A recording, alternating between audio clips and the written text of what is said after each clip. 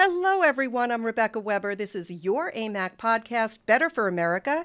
And today we are honored to have with us the president of the Heritage Foundation, Dr. Kevin Roberts. Now, every day, the Heritage Foundation is building an America where freedom, opportunity, prosperity, and civil society flourish. The Heritage's mission is to promote public policies based on the principles of limited government, individual freedom, and our traditional American values. Dr. Kevin Roberts is a national leader and expert in history and economics, and a voice of both courage and reason. He is a PhD in history, a distinguished lifelong educator, founder of a K-12 Catholic liberal arts school, and he is steering the way as the Heritage Foundation's 7th president in its 49-year history. Dr. Kevin Roberts, we're so delighted to have you on the show today. Welcome to Better for America. Well, Rebecca, it's my pleasure to be here. I am familiar with and a huge fan of all the work that you and your colleagues at AMAC do. So thanks for doing what you're doing to keep America, America. Well, thank you. Dr. Roberts, the Senate Democrats, with the vice president casting the deciding vote, which was 51-50, have pushed on the American people an extraordinary burden. Unbelievably, with Senators Manchin and Sinema caving in my opinion, to pressure from Schumer and President Biden, the Senate has passed, and the House will likely pass this week, a bill called the Inflation Reduction Act. Now, all of AMAC's over 2 million members are aware of what this bill does. And as I read this bill and as others have analyzed it, including an exceptional analysis by the Heritage Foundation, this seems to me to really be an Inflation Acceleration Act because it pours fuel on the inflation fire with hundreds of billions in new spending that we don't have. Now, recently, George Stephanopoulos interviewed Delaware Senator Chris Coons regarding the Inflation Reduction Act. And as George spoke about the damage that this bill could bring to middle-class Americans, Senator Coons argued that it would be quite the opposite. Take a listen. We've defeated Republican efforts to knock down this important, even landmark piece of legislation that'll reduce prescription drug prices, reduce health care costs, reduce the deficit, and make a big down payment on combating climate change. How would you respond to this statement? Are any of the claims that Senator Coons made true? Well, I'll be blunt, Rebecca, because the future of America depends on being candid. No, only in Washington could you call that piece of legislation the Inflation Reduction Act. It isn't just a misnomer.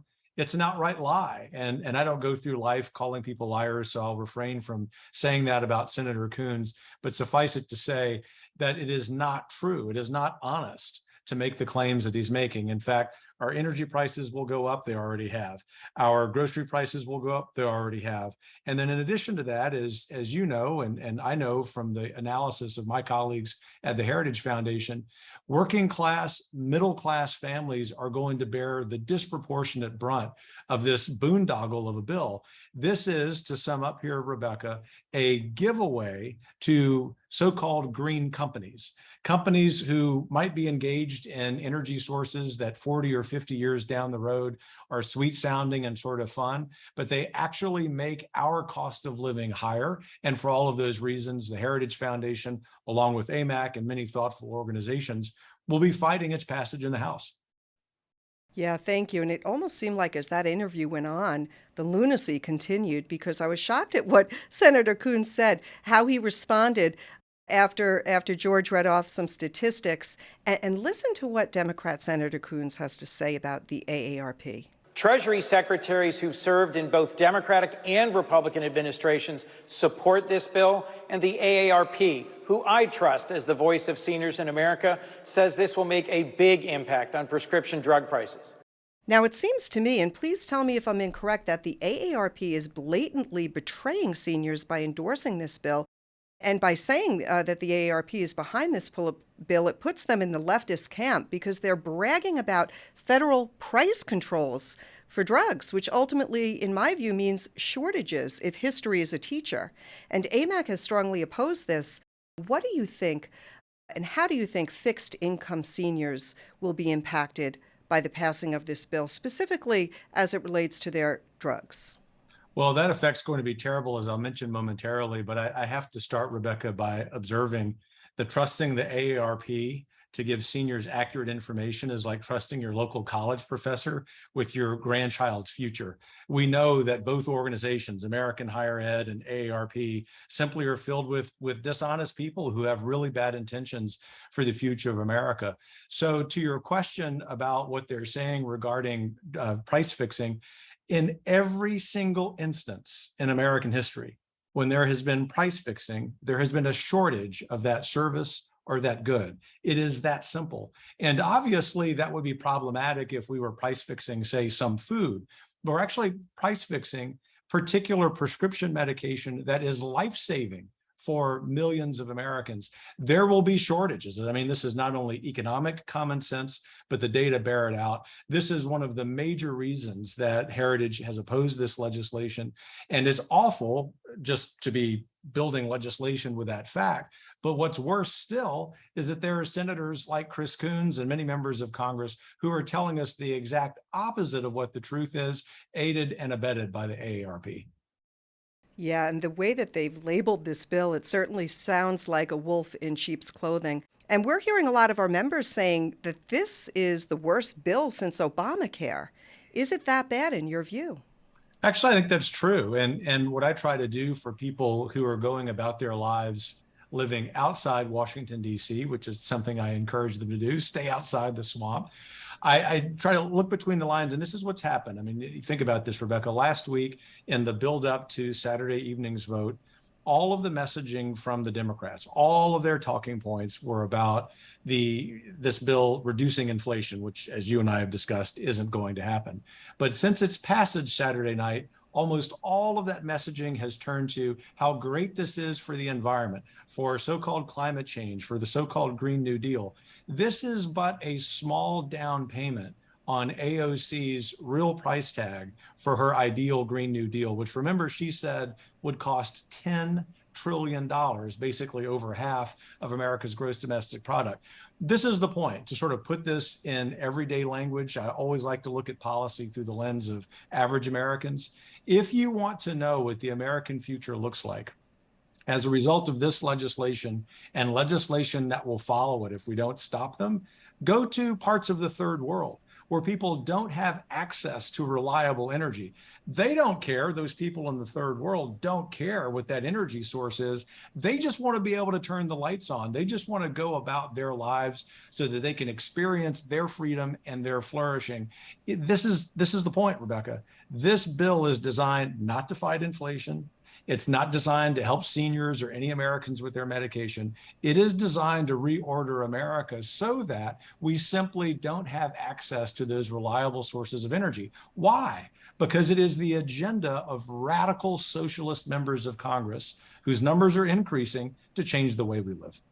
How do we make sense politically and economically of this sort of fiscal irresponsibility? Until and unless, this is the point, there is political courage to fight that, then it is going to continue to get worse because, frankly, this is a problem under both political parties.